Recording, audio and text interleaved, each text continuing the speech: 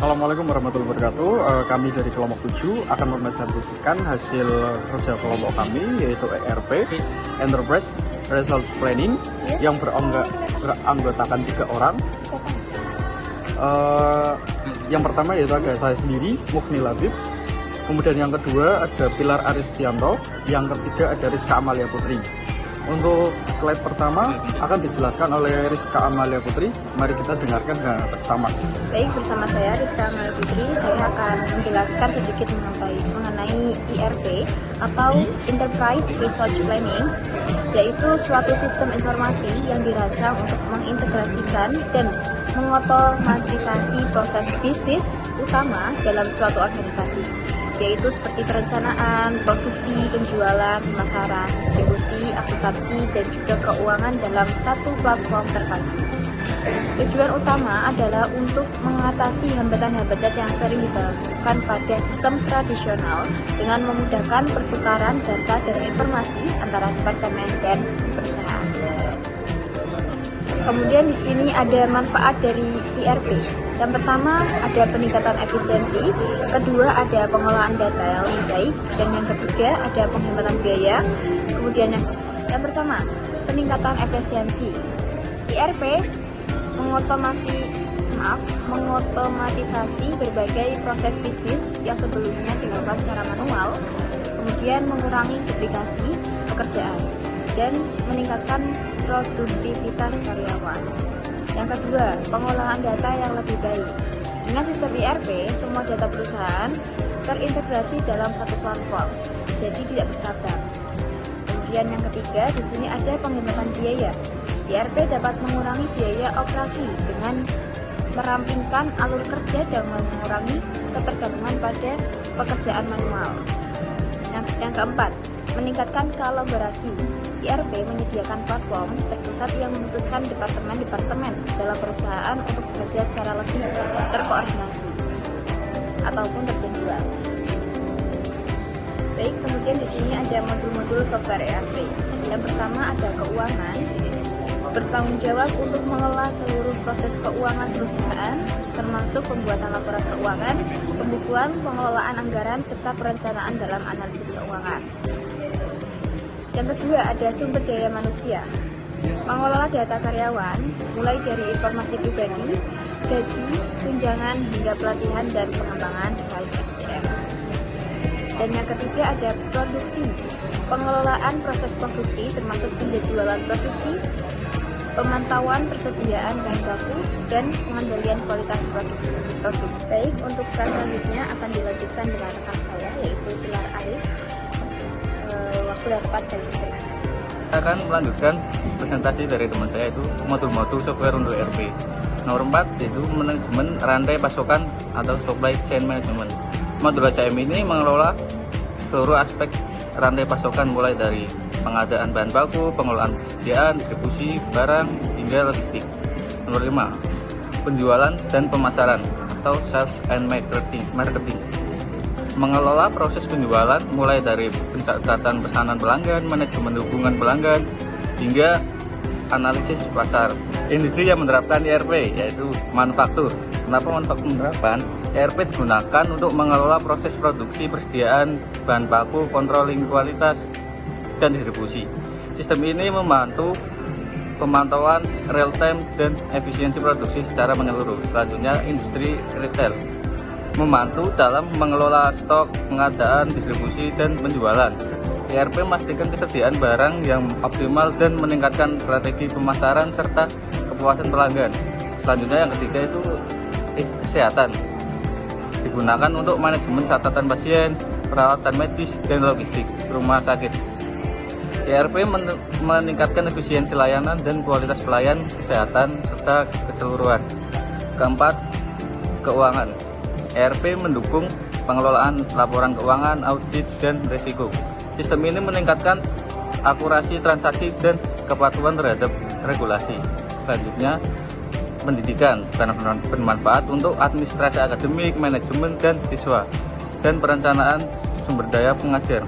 ERP membantu efisiensi operasional institusi pendidikan. Yang keenam, perhotelan dan pariwisata.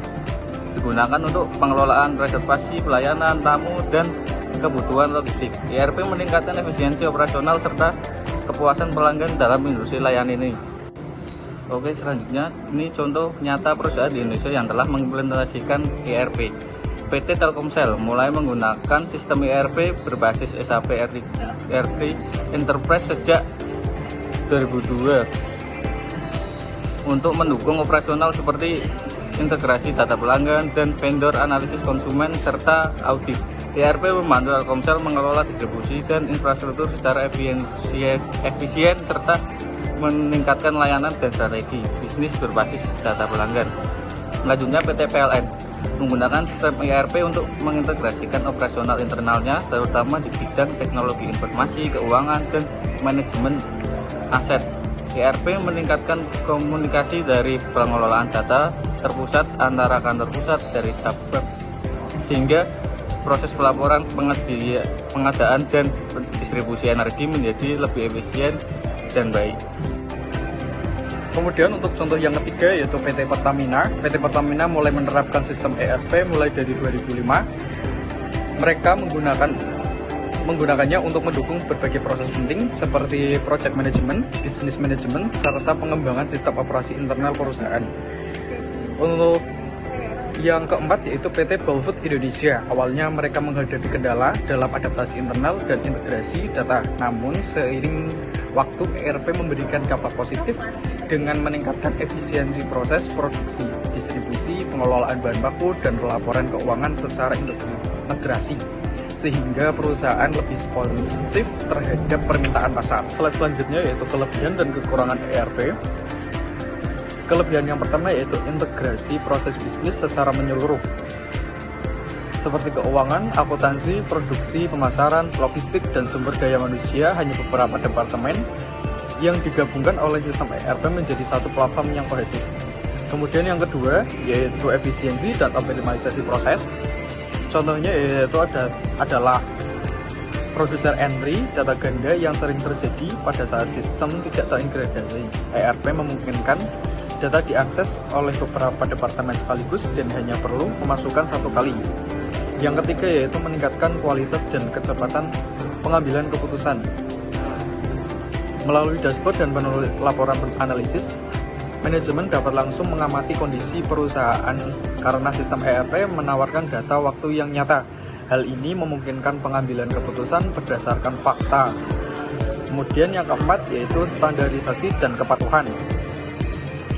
ERP membantu bisnis mematuhi peraturan pemerintah dan standar industri karena biasanya dilengkapi dengan fitur audit, trial, dan manajemen kepatuhan. Kemudian yang kelebihan yang terakhir ada meningkatkan kepuasan pelanggan. ERP memfasilitasi peningkatan layanan pelanggan dan manajemen rantai pasokan. Misalnya, bisnis dapat menjalin ketersediaan produk dan mempercepat pengiriman dan ke pelanggan dengan data inventaris secara real time. Untuk selanjutnya yaitu kekurangan ERP. Untuk kekurangan yang pertama yaitu biaya implementasi dan pemeliharaan yang tinggi. Lisensi perangkat lunak, perangkat keras, tambahan implementasi konsultan, pelatihan staf, dan pengembangan sistem merupakan contoh investasi. Biaya-biaya ini dapat dikenakan pajak khususnya untuk usaha kecil dan menengah atau UMKM. Kekurangan yang kedua yaitu proses implementasi yang kompleks dan memakan waktu. Proses ini juga memerlukan proses migrasi data dari sistem lama, modifikasi alur kerja, pelatihan personel, dan analisis proses bisnis. Yang ketiga yaitu resistensi dari karyawan. Penolakan dari anggota staf yang biasanya dengan sistem lama merupakan salah satu kendala utama penerapan ERP. Perubahan teknologi seringkali menimbulkan rasa tidak nyaman, kecemasan akan kehilangan karir, atau kesulitan beradaptasi. Yang keempat yaitu ketergantungan pada vendor atau resiko vendor lock-in. Banyak sistem ERP yang dibuat oleh pemasok tertentu dengan dukungan teknis dan pengaturan lisensi tertentu. Bisnis ini sepenuhnya dapat diandalkan dan hanya memiliki sedikit pilihan jika vendor berhenti menyediakan layanan atau menaikkan harga. Kemudian untuk kekurangan yang kelima yaitu resiko kegagalan implementasi. Banyak bisnis yang gagal menerapkan ERP karena perencanaan yang tidak memadai, kurangnya kerjasama dari para pemangku kepentingan, atau pemilihan sistem yang tidak sesuai dengan kebutuhan bisnis. Untuk kekurangan yang terakhir yaitu kebutuhan sumber daya manusia yang kompeten, tenaga kerja dengan kompetensi teknis yang memadai dengan pembuatan, integrasi dan pemanfaatan sistem diperlukan untuk mengelola dan mempertahankan sistem ERP itu sendiri. Untuk slide selanjutnya yaitu kesimpulan dari presentasi ini, ERP atau Enterprise Resource Planning adalah sistem komprehensif yang membantu bisnis mengelola berbagai operasi perusahaan secara efektif. Bisnis dapat meningkatkan akurasi data, mempercepat pengambilan keputusan, dan mengonsolidasi data dari berbagai departemen dengan ERP. Keunggulan sebenarnya dari pendekatan ini telah dibuktikan di sejumlah bidang industri termasuk manufaktur, retail, perawatan kesehatan, dan energi. Namun implementasi ERP bukannya tanpa kesulitan, termasuk perlunya pelatihan karyawan dan biaya yang sangat mahal. Oleh karena itu, untuk memaksimalkan manfaat ERP, sangat penting untuk menerapkan rencana yang tepat.